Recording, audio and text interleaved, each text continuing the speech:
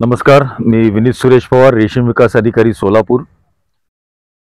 रेशीम उद्योगाची वाटचाल जर महाराष्ट्रामध्ये आपण पाहायला गेलो तर खूप अगोदर हा पहिला तालुका आहे ज्या ठिकाणी रेशीम उद्योगाची सुरुवात झाली, तो म्हणजे अक्कलकोट। सलगर पासून हा जो भाग आहे या भागांमध्ये सगळ्यात पहिला कर्नाटकाच्या जवळ असल्या कारणाने रेशीम उद्योगाची सुरुवातच अक्कलकोट पासून झाली आणि त्यामुळे आपलं पहिलं ऑफिस सुद्धा अक्कलकोटमध्ये सुद्धा होतं। कालांतराने रेशीम उद्योग आज 11 तालुक्यांमध्ये आपण राबवत आहोत। आज आपल्या जिल्ह्यामध्ये 1009 एकरवरती रेशीम उद्योग केला जातो। त्यात सगळ्यात अग्रेसर जे आहे ते पंढरपूर आणि माळशिरस आहे। कमी पाणी किंवा अनेक अशा गोष्टींमुळे आज अक्कलकोट तालुक्यांमध्ये लागवड कमी झाली आहे, असं म्हणत नाही की गेली आहे, लागवड कमी झाली आहे, पण हे परत एकदा, कारण आपण कर्नाटक बॉर्डरला असल्यामुळे आपल्याला रेशीम उद्योग शिकवायची गरज लागत नाही। जसं मला आज माड्यामध्ये किंवा सांगोल्यामध्ये सांगावं लागतं तसं मला इथं कुणाला रेशीम उद्योग शिकवायची गरज नाहीये, कारण आमचे बिरादर असतील, स्वामी असतील, 1990 पासून करणारे लोक आहेत। त्यामुळे इथं गायडन्स मिळणं खूप सोपं आहे। त्यामुळे इथल्या शेतकऱ्यांना माझं आव्हान आहे, शासन तर आहे, साहेबांनी सांगितल्याप्रमाणे शासन आपल्या पाठीशी आहे, प्रशासन आहे आणि कुठलीही योजना ही 3 टप्प्यात चालते। एक असेल लाभार्थी, दुसरा आहे प्रशासन आणि तिसरा आहे शासन। तर ह्यांची सांगड घातली तर कुठलीही योजना सक्सेसफुल होऊ शकते। त्याप्रमाणे रेशीम उद्योग हा अतिशय, आम्ही आता साहेबांनी सगळ्यांनी सांगितल्याप्रमाणे की रेशीम शेती आम्ही म्हणणं बंद केलंय, रेशीम उद्योग आहे। 19 तारखेला गेल्या महिन्यामध्ये आपलं इथे हिरजमध्ये रेशीम कोष बाजारपेठेची स्थापना आपण केलेली आहे। अशी प्रशस्त असं बिल्डिंग आहे, शासनाची आहे। त्या ठिकाणी आपण कृषी उत्पन्न बाजार समितीच्या मार्फत तिथे आपण रेशीम उद्योग खरेदी विक्री केंद्र चालू केलेलं आहे।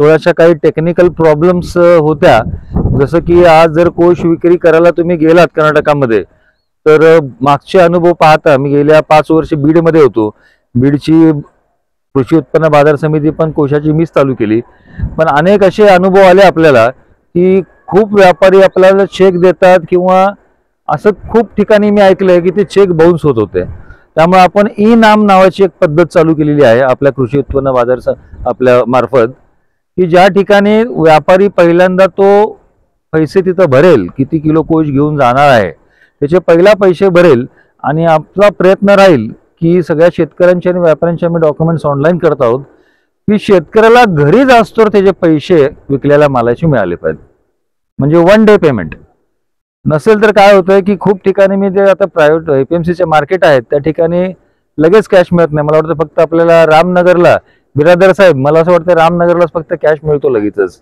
1 डे पेमेंट केले ना। त्या धर्तीवरच आपण सोलापूरमध्ये सुद्धा हे पहिलं शासकीय मार्केट आपण महाराष्ट्रामधलं आहे। त्यामुळे इथं अजून आपण काहीतरी नवीन टेक्नॉलॉजीज आपण निर्माण करतोय। सगळ्यात महत्त्वाचं आहे की शेतकऱ्यांना पीक पद्धतीबद्दल समजून घेतलं पाहिजे। आता मोठी जनावरं पाळायचं दिवस राहिली नाही आहेत, कारण त्या ह्याला म्हशीला ह्याला त्याला चारा घाला, पाणी पाजा, त्याला दूध काढा। इथं आमची आई एवढी आळशी आहे की ती चालणंच बंद केले तिने। आता तिच्या अंगावर पाल आणून टाका, ती आपोआप खायला चालू करते, कारण तिला माहिती रेडीमेड खायची सवय झाली तिला आता। त्यामुळे तिला कुठं चालवायची गरज नाही, शेण काढायची गरज नाही, तिथं दूध काढायची गरज नाही आहे। त्यामुळं शेतकऱ्याला फक्त 2 टाइम काम आहे, सकाळी 2 तास, संध्याकाळी 2 तास पाला टाकणं महत्वाचं आहे। वाटतो तसा उद्योग सोपा नाही आहे, याला टायमिंगवर आहे। अळीचं जीवनक्रम जसं साहेब म्हणले 20-22 दिवस, तर ती तासात जर मोजलं आपण तर त्या अळीचा जन्म झाल्यापासून ती कोष तयार करेपर्यंत ती 10,000 पट वाढते। किती? 10,000 पट। म्हणजे आपण जन्मल्यापासून पूर्ण प्रौढ होस तर किती पट वाढतो आणि किती वर्षात वाढतो, हा जर विषय बघितला तर ती अळी तुमच्याकडे आल्यापासून 1 महिन्याचं तिचं जीवनक्रम आहे, तर ती अळी 24 दिवसामध्ये 10,000 पट वाढते। ही सगळ्यात हायएस्ट वाढ आहे त्या अळीची, अंड्यापासून ते कोष तयार करेपर्यंत। आपल्याकडे सगळ्यात चांगलं आहे ते इथलं वातावरण खूप छान आहे। आपल्याकडे सगळ्यात उत्कृष्ट हे जर म्हणता येईल तर आपल्या इथला कोष सगळ्यात जास्त मला असं वाटतं आज रामनगर मार्केटला सुद्धा हायेस्ट भाव जो आहे तो महाराष्ट्राच्या कोशाला आहे. आपण काय करत आहोत की जास्तीत जास्त आंध्र आणि कर्नाटकामधल्या व्यापाऱ्यांना आपण आपल्या मार्केटमध्ये बोलवत आहोत, जेणेकरून आज दुसरे जे जिल्ह्यातले मार्केट आहेत त्या ठिकाणी 3-4 व्यापाऱ्यांमध्येच तो खेळ चालू आहे. तर आपण जवळपास 20 ते 22 व्यापाऱ्यांना आपण संपर्कात आहोत, जेणेकरून इथं कॉम्पिटिशन वाढली की तसा रेट पण वाढेल. आणि खूप ठिकाणी आपण आता कार्यशाळा पण घेत आहोत, ज्या कार्यशाळेमध्ये 10 दिवसांची कार्यशाळा आहेत. आर शेतीच्या माध्यमातून असतील, कौशल्य विकासाच्या माध्यमातून असतील.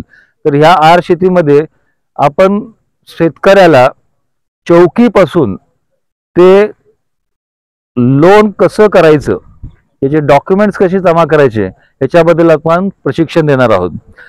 माननीय कलेक्टर साहेबांच्या, औसने साहेबांच्या मार्गदर्शनाखाली आपण अनेक बँकांना संपर्क पण केला आहे की आम्हाला जो सगळ्यात मोठा खर्च म्हणताय, जसं बिराजदारमधले कर्जबाजारी झालेत, तर आम्ही जास्तीत जास्त प्रयत्न करत आहोत की तुम्हाला हे रेशीम उद्योग करत असताना कमीत कमी बँकेकडनं 4 लाख रुपये कर्जाच्या माध्यमातून मिळावेत, कारण आपलं अनुदानच जवळपास 4 लाख रुपये आहे.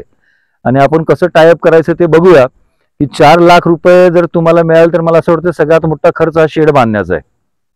नाहीतर शेतकऱ्याला शेती शिकवण्यासारखे आम्ही अजून तर एवढे मोठे झालो नाही आहेत. फक्त शेड बांधण्याचं आहे. टेक्निकल नॉलेज जे आहे ते आपल्या शेतकऱ्यांना आत्मसात करावं लागेल वरच्यावर. कारण कसं होतं की आधी आता मला वाटतं साहेब आता सांगत होते की ट्रे सिस्टीम होती, तर त्या ट्रे सिस्टीम मध्ये मी स्वतः काम केलेलं आहे. तो एक